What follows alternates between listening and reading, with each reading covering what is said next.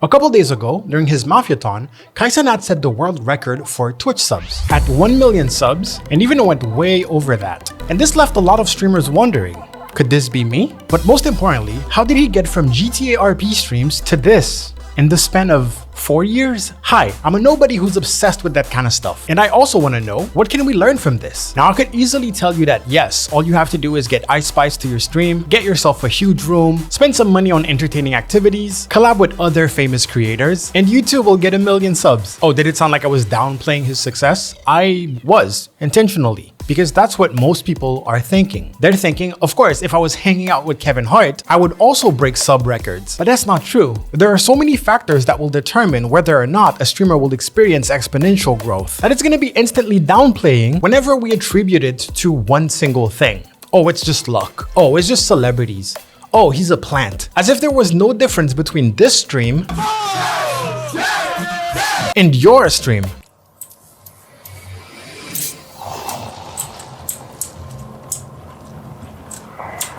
Sending out my decoy. Yeah, luck is what's missing. All right, so there's a theme that we're gonna see, and it's entertainment. It's the mentality of doing whatever is the most entertaining thing to do at any given time. Really actually planning your streams around entertainment. If we were making a list of different things that you need in order to be a decent streamer, personality and entertainment could be fused into one category. Now, does that mean that you need to be hype and jumping up and down and screaming all the time? Not necessarily. That is a specific type of entertainment for a specific type of target audience. You need to think about your audience. In your mind, what does your community look like? What do they like? What are they entertained by? This isn't my first time making this type of video, and I know a lot of you are not gonna like what I have to say because in the past, I mentioned things like, hey, take care of yourself, take a shower, and people were like, whoa, you're telling me to be fake? So the truth is, in order to really truly learn from Cenat's success, you should not be looking at the latest clips. You shouldn't be thinking, how do I get Mariah Carey in my stream? By the way, Mariah, you're always welcome. Because the truth is, the hard truth is, if you had a celebrity show up to your stream tomorrow, you may not see an increase in views at all. Just like simply streaming IRL stuff is not necessarily going to boost your viewership. It might, a little bit. I encourage you to do interesting stuff on stream because that's part of it. But it's not just that little secret code, oh, I do this thing one time and then I'm good. We need to watch the gradual progression of Cenat's career. If you get 2 viewers, 5, 10 viewers average, you shouldn't be looking at what he's doing when he has 800,000 viewers. You should wonder what he was doing when he had the same amount of view. Yes, that's Cenat, by the way, 7 years ago. Yep, and that was his intro. Cenat, and today is the month of flipping day. Damn, he actually screams way less now. And look at that. Look at that. Already, a lot of you are disqualified. I'm exaggerating, of course, but a lot of you just cannot compete with young Cenat from 7 years ago because look at that, he has a YouTube channel and he's making YouTube videos and he seems to be comfortable on camera and the quality is not bad, the audio is not bad. And from my experience, I know a lot of Twitch streamers just refuse to do anything else but live stream because live stream is the easiest thing that they can possibly do, even though in reality it's not. So on his channel 7 years ago, we can see a lot of the generic YouTuber type stuff, pranks, playing Fortnite, reacting to stuff, and say what you want to say about this type of content because a lot of people feel like they're above that kind of content. You cannot deny that this sets you up to be a better entertainer. You have the experience. Being on camera is no big deal. Even if you're thinking, well, I've been streaming for years now, I'm so comfortable on camera. We've seen your channel trailer. Why are you whispering in your channel trailer? You are so uncomfortable when there's not a chat talking to you. I don't know why I'm targeting specific people, but it's true. Twitch streamers tend to be like super shy in their channel trailer, even though they're super hype while they're live streaming. You are not comfortable on camera the way you think you are. I've seen the most hyped streamers get asked by a sponsor to record like a small little video as an advertisement, and they couldn't do it. They couldn't do it because up until that point, they never actually sat down in front of a camera and tried speaking. So I know Twitch streamers hate this, but yes, as a small streamer, you should be trying out at least all types of content creation just so that you can get that skill, that experience. Because trust me, in the long run, people will feel that stuff when watching you. Making YouTube videos and collabing with other creators is probably how he got into Twitch in the first place. But let's jump to 4 years ago when he actually started live streaming. Mind you that at this point, point, he already has years of experience with YouTube and has been collabing with all types of creators. So the point here is that he is already known. He's already a micro celebrity at this point. So even if he was making reaction content on Twitch, which again, people love to downplay, oh, reaction content, I play Fortnite very well. I don't know if you remember the leak from a couple years ago, but the reaction streamers were the ones getting paid the most. So I'm not saying you should copy it one-to-one and do reaction content. If that's your thing, go for it. But hopefully we can dismantle this mentality of, oh, I'm above this type of content or this type of content. You can always take any type of content and adapt it to your style. Speaking of style, if we look closer, we will see some sort of pattern.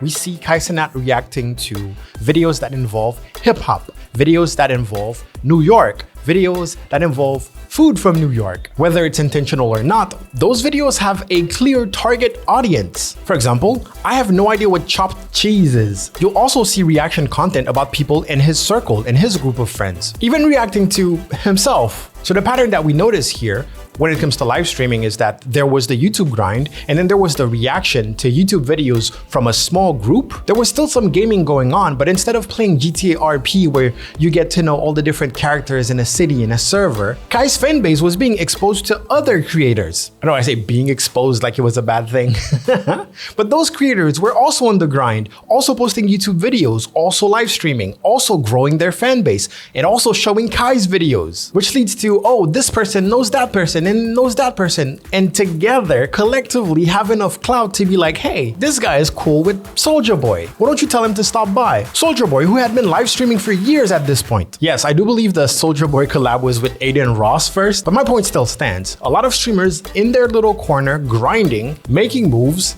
and then at some point you see a shift where it's not like reaction content anymore. There was no need for reaction content anymore. You could just tell your other micro celebrity friend to stop by the stream, and that was entertaining enough because it was two fan bases. So yes, in other words, micro celebrity plus micro celebrity plus micro celebrity will give you a celebrity eventually. Any creator who's bigger, watching them make that much noise means that if they reach out to them and say, hey, let's play Among Us together, they're gonna say yes. The reaction content didn't go away, it just evolved. Now it's like, hey, my friend dropped a music video, let me react to it. Every reaction content was about his friends or about him directly. No view, no clout was wasted. It was being distributed between him and his friends. It's like a movie with a bunch of different characters. Every time Speed would drop something or Speed would have a viral video, people would come to his chat and be like, hey, have you seen this video?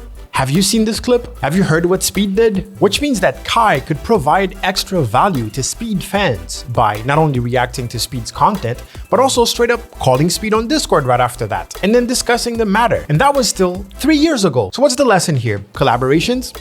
A good thing, but they don't mean anything if you're not actively creating content. Yes, you had a cool collaboration on Twitch, and then your VOD stays up, what, 60 days max, and then disappears forever. The person you collabed with can go on to be the most famous celebrity of all time. Every time someone types their name, they will never find their collaboration with you because it was only on Twitch. So some of the lessons here are pretty difficult to take into account if you refuse to make content outside of Twitch. But of course, there's the basics. Surround yourself with people who you feel like are actually going for it. And understand that is very difficult because everyone will put streaming in their bio, and rarely will you ever find someone who's actively grinding in order to grow. Shit, I'm not even doing that. By the end of that year, you can feel some sort of shift in the content. You feel like every single stream has a purpose. And at this point, basically every stream is completely planned around a premise, and it's usually a premise that will make a banger video. To be completely real with you, the conversion between Twitch and YouTube is actually pretty low for the regular person. But when you're making certain type of content that really seems appealing, that really makes you feel like you missed out on something if you didn't watch that specific stream, that's exactly what drives people into trying to tune in to watch the stream live. You'll notice that those are not basic re-uploads of the live stream. Those are YouTube videos that can hold their own, but were taken from the live stream. Now, every single stream is created with YouTube in mind, with Twitter in mind, with TikTok in mind. The more entertaining the stream, the better the YouTube video. The more viral those clips will go, the more advertisement for the stream itself, which in turn means more sponsors, more money, more subs, and more celebrities accepting to just stop by. Gaming streams are announced and advertised in advance. Now decor and cosplay is involved. So now, even if there's no one else with their own platform to do a back and forth, the streams are still entertaining. There is more than just the typical Twitch gamer bro experience. And at this point, I'm not gonna lie, there's not much more less. It's interesting to see what came with his particular career and stuff,